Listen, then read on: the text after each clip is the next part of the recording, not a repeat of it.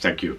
My name is Tom Haak. I'm the director of the HR Trend Institute, and we are, you could say, watching trends in the area of people and organization. What do we see as the main trends for 2018? I have recently published an article with you could say the 8 major trends. I'd like to take out 4.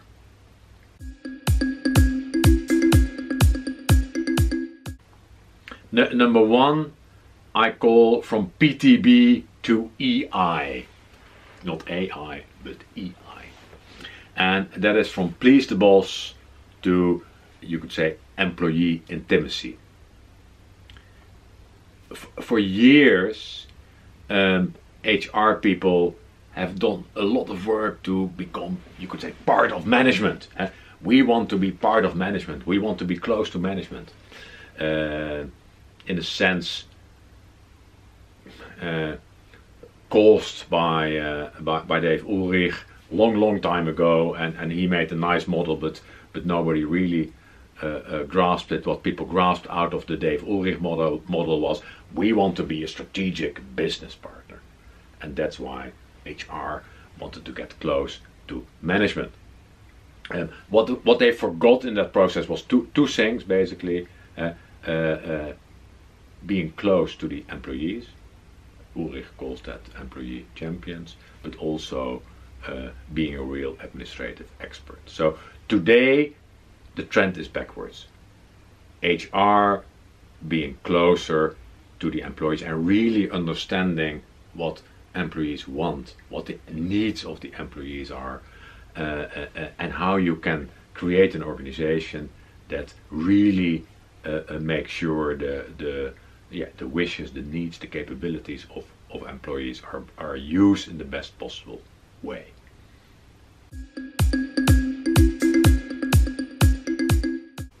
The second trend I want to talk about is productivity.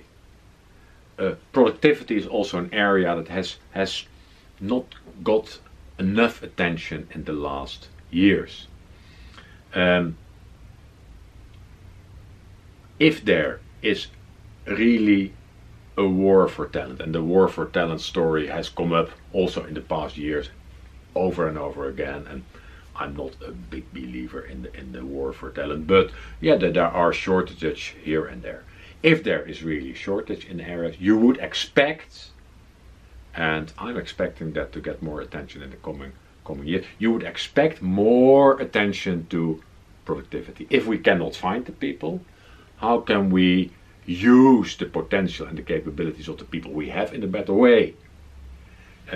Many organizations still use headcount as the measure of people. 1 or 2 heads. We need to hire additional people. I think that's an irrelevant measure in a sense. It's better to look at productivity and how can we, and what is the real what is really what people can perform. And it has been shown that performance of people generally shows a big variety, not a normal distribution, but more about what they call a power law distribution. So more attention to productivity is clearly a trend.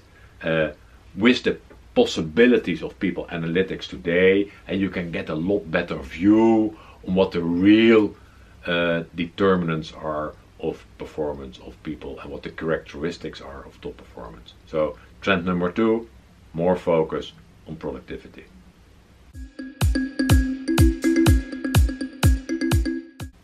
Number 3, trend number 3, I called power to the people. It has to do with another trend which has emerged over the last years. You could say that's the consumerization of HR. Consumerization of HR is that people more and more expect at the workplace the type of experience they also have at home. but developments in the workplace generally go very slow. It has to do with the makeup of organizations. It has to do with, you could say, the traditional thinking that we should design something which is applicable in the whole organization. We should control it. We should do it top down. And I sense that more and more employees are kind of tired of waiting for things to happen. So they will take developments in their own hands. And you see it already. For example, a clear area where that's happening already is communication, internal communication. And where the organizations are thinking still in what are the communication channels and how do we get everybody on one channel like Yammer. The people are using the communication channels they like. WhatsApp, many teams, many people in organizations use WhatsApp as a communication channel. Snapchat, Slack. So there's all kinds of different ways to communicate with each other, and people choose their own channels, and it works well even without any central coordination. Second area where I see signs of it happening is feedback, where organizations are still thinking about how can we organize feedback in a structured way, how do we design a performance management cycle that is more frequent, that is faster. People who take responsibility, they say, well, I need feedback. How do I organize my feedback in a simple way? And I want feedback on X, Y, Z, and there are people whose opinion I value. Let's ask those people. And there's simple ways to do it. Again, if you have Slack, for example, there's tools like Captain Feedback you can integrate in Slack, and you say, hey, Captain Feedback asks you, hey Tom, you like feedback on which issue, and whom would you like feedback of? And I arrange that in, you could say a couple of minutes. So communication, feedback. There will be other domains where employees will take responsibility more and more, come with initiatives, and start things going in a faster and more employee-centric way. So trend number 3, power to the people.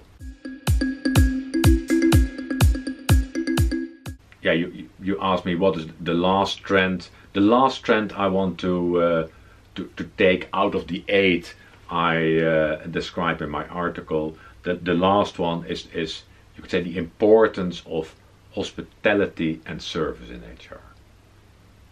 Earlier I mentioned that HR people wanted to get close to management and they forgot to be employee-centric, but they also forgot HR operations. And I think Ulrich called it in his original model the administrative expert. Nobody wanted to be an administrative expert, and that's a pity. Most people today in HR work in HR operations. And if you talk about the employee experience and the employee journey, a smooth and high-level HR operations is of vital importance, and often that's not the case. If you run a high-level HR service center, you can outsource it as well, and many companies do that. That is about IT.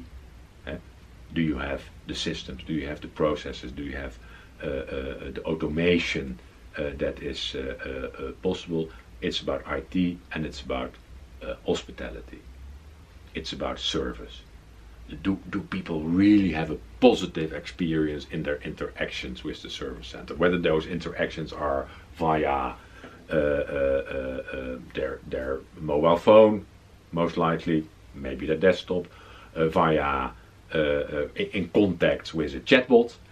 And more service centers are introducing chatbots for the first contact, available 24/7, always able to give, not always, but often able to give good answers, but also in their interactions with people in the service center. So is it about high-level service? Is it about hospitality?